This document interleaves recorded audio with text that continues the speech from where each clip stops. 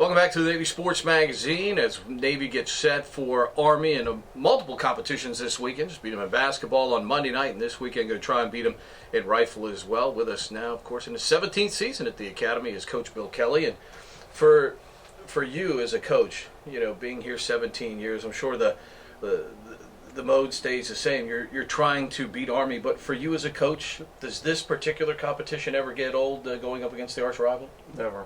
Especially when we haven't won it in years. Right. You know, you go through the years of beating them every year, and you begin to take that for granted, and then you lose it several years in a row, and there is a hunger. Yeah. And it is Army. I mean, this is probably the only place in the country where every team has the same opponent and feels the same way about it. So. In terms of getting athletes to, and in a very individual sport, but to have them have that same hunger to make sure that they do their part to try and win this coming weekend. How do you get that? Because as you know from coaching, every athlete is different, but how do you get them all to try and find that same singular focus in doing their best this weekend? Well, I think first here there's always this institutional mindset that, you know, from the day they arrive, it's go Navy, beat Army. That starts it. But as individuals, you've got to be careful that they're not too, quote, motivated. Right. Because our sport, and all sports, require a certain degree of calmness. The mind has to work. They have to do their job and not be distracted by the outcome as opposed to the actual process. So some kids, they may take a little bit more energy to get them to the level they need.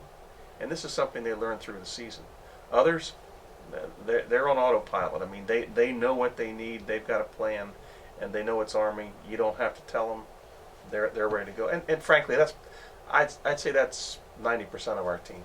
With sports like yours, where individual performance is so important, you can have a shooter do their particular best that day, but they can't control what the opponent is doing. How do you handle that mental part of it with them? Because they're going to feel like they've done their best, yet the person they may have been matched up with that particular day did a little bit better. And there wasn't really anything wrong with what your shooter did. It was just a case of the other shooter being better. And that happens lots of times, and it's something a rifle athlete has to understand. In our sport, we know what we have to shoot. I mean, quantifiably, we know the numbers that we have to produce to win a match.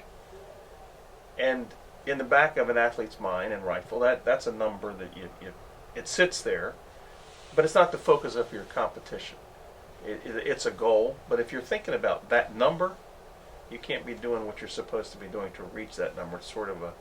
Put extra pressure on yourself maybe sometimes as a shooter if you see yourself maybe not on pace to get that number and you feeling like, hey, I've got to get it all back for us right here. It's interesting. That's usually what happens, believe it or not. I've seen, and there are people that teach, that there's a comfort level, too high or too low. And you'll see an athlete, like we shoot two events, small bore, air rifle. Somebody that's a good small bore shooter and didn't live up to their own expectations in small bore, when we come to the air rifle event, will typically exceed their average in air rifle to get themselves psychologically comfortable with where they think they need to perform. And the opposite is also true. When they exceed what they think they can do, that's also a place of discomfort. They've got a number in mind where they exist, where they live, where they perform. And outside of that too far, there's a little bit of churning. And I've watched it plenty of times. I mean, they'll be going along shooting lots and lots of tens, and all of a sudden it dawns on, what in the world am I doing now? This is not where I'm supposed to be. And it frightens them. You know, and it just takes time and experience for someone to overcome that idea and go, you know, this is me. This is how I shoot. I can do this right now. You and I have talked about this an awful lot over the past couple of seasons, where you as a coach try to find the right technique to work with the right athlete to get them, as we've talked about, get breathing as calm as possible. Because it's something where if you get somebody that's got heart beating out of their chest, they're probably not going to shoot very well. Those challenges as a coach with so many individual athletes, how do you find that right mixture to try and match up what you think will help that particular athlete? I imagine that's got to be a great challenge as a coach. I don't think I've mastered that yet. And I don't think there's a coach that has. Part of it is on the day, you never know. You can try to read your athletes.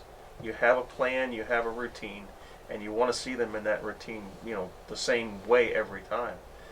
But the other part of it is in our sport, we're not really allowed to coach them while they're competing.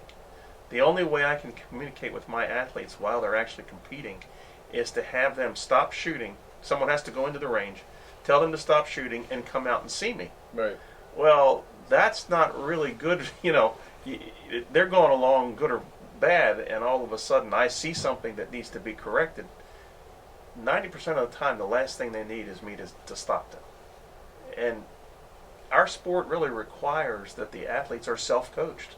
We've got to train them. They have to have the technical technique, the psychological technique within themselves, and then have the ability to use it at the proper time. And that's where you struggle in a match like the Army match, where there's a lot of, we're not having big bonfires and so forth to get ready for this thing, but they know it's Army. They don't need to be told it's Army. They've been thinking about this since the season began. Our seniors have been thinking about this for the last 3.5 years because they want to star before they leave. So it's not something that we don't spend a lot of time talking about it. But every day when they walk into the armory to pick out their rifles, on the wall is a big goat that says "Go Navy, beat Army," and they see that they don't need. It's right there. It's very visible to them. Ironic with football signing day coming up this week, let's talk about roster construction, especially in a meet like this weekend, because you've got the different scoring system where you have to be a little bit deeper. How do you put together a roster for rifle? I mean, from the identifying shooters before they come here, and then, as you've even said at times, taking kids who've been on the yard here and turning them into shooters. How do you build that roster? Actually, we're changing how we do that, and I'm not going to give you all those secrets where somebody can go put them out on the internet today. but I will tell you this. Did a little survey among the team yesterday. We have 10 folks on the roster. 8 of those 10 never shot small bore before they came to the Naval Academy. So we've taught them how to do that since they got here. How? Let me ask you this much: before they get here, how much of that is available to them before they arrive at the yard? A whole lot. Is it? In high school in the United States, believe it or not, there are about 15,000 kids that are shooting in high school rifle competitions. Now, most of that's 3-position air rifle, but 3-position, it's shooting small bore with an air rifle instead of a 22. There are some differences, but the game itself is basically the same game. For you to accomplish your goals this weekend, who are some of the people that are going to have to step up and provide some leadership on the range for you? Yeah, this is an interesting team. Somebody from every class. Our 2 firsties, Gibson and Colhost, they're going to have to put up the numbers that I know they can put up. Numbers they've shot in practice before, numbers they've shot in matches before. Pippin and Dan Jonas. Dan's our high aggregate, our high small bore. Dan's been shooting really well. Brandon's been shooting really well in air rifles, so those 2 second class need to really, get it together. Tom Sarant and now Erica Hoffman is really coming on an air gun. Erica's had some practice scores in the 590s, they're pretty strong scores, and that's what we're looking to see happen. And then in our plebes, Josh Watson has just really blossomed. He went to Naps last year, and he's been a starter all season. And this past weekend, he was our high in both small bore and air rifle. So, it's going to be a team effort. We cannot win. Well, frankly, neither can Army. Neither of these teams have one star that's just going to smoke everybody else. Right. Because of the format, any of the 8 people that we put on the line, any of those folks can be the man or the woman on that day. But it's basically going to take 5 people doing their jobs consistently at a high level, then we win. As always, appreciate the time. Best You're of welcome. luck this week against the arch rival. We're going to do it. All right. That's Bill Kelley. He's the rifle coach here at the Naval Academy. They will take on Army coming up this week. And as always, for all your information about Navy rifle and all the other 32 varsity sports of the Academy, go to www.navysports.com.